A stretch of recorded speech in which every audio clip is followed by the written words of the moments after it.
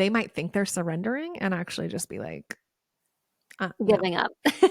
Yeah, and that's the difference, right? So like the surrender of like, okay, I'm gonna intentionally, and we have on our notes intentional surrender versus passive inaction. So intentional surrender of like, okay, I'm gonna take a step back very intentionally. I'm gonna relinquish control with intention while still controlling the things that I genuinely do have innate control over, but I'm also going to balance just letting it unfold how it's supposed to unfold. Whereas the passive inaction is giving up, feeling powerless, avoiding any sort of responsibility, and literally waving your white flag, right? That's what that is. That's what that picture is the passive inaction. So that's really the distinction here of like being very intentional about relinquishing that control and surrendering to, the divine plan or the unfolding of your life or the situation versus moving into a space of like, I'm done. I am powerless.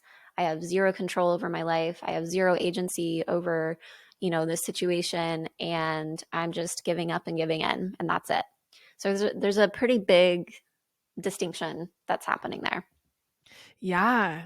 That's a huge difference. And one of them actually has like a really empowering quality, kind of how you touched on. Like, one of them is us saying, like, okay, I'm going to see what happens. I'm going to see what doors open. I'm going to see what unfolds, the unfolding of this versus, mm, I'm done. Like, versus that doesn't feel good when we're in that place of just like, I am getting the like essence of like, it's almost like kind of depressing. Yeah. The depression of like, it's done. It is what it is. I can't change it. Like, whatever.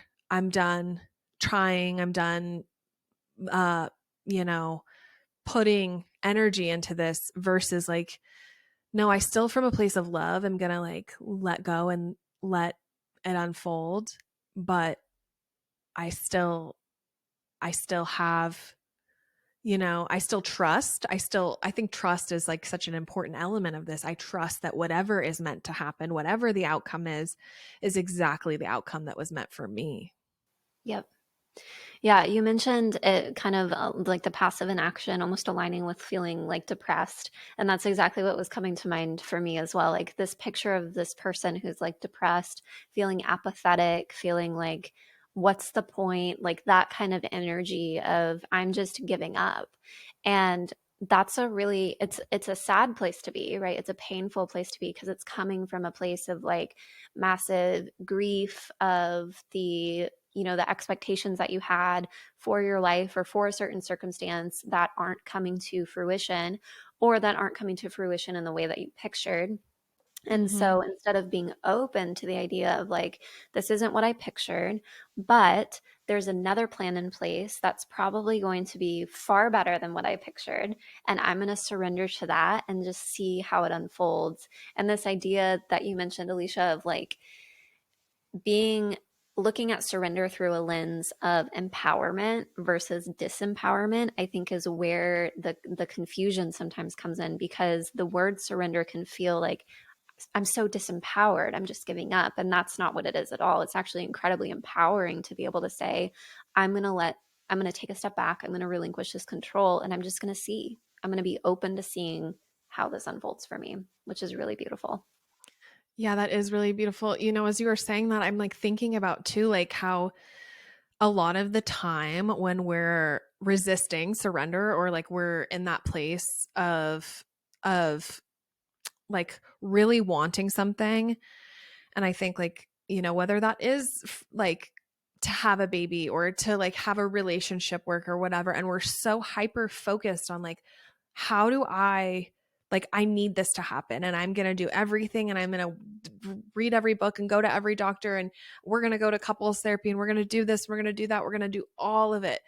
Sometimes I feel like what can happen, and I'm not saying that people shouldn't do that. I'm just saying that like what can happen when we get so stuck in that place and we're like resisting reality and resisting like surrender is that um we are actually missing sometimes like what's in the sidelines here, like what's in the outer vision. Like we're so focused on the tree in front of us and not realizing there's a whole forest Yep. through the trees. And a lot of times that's where like there's medicine, there's opportunity, there's something else, there's a greater meaning or lesson coming for us, coming to us. And when we're so like magnifying glass, hyper focused on one thing, it's hard to see what's in that bigger picture. What's the bigger picture here than this moment and this discomfort, or this desire, because I think a lot of the time it comes from a place of deep desire and longing.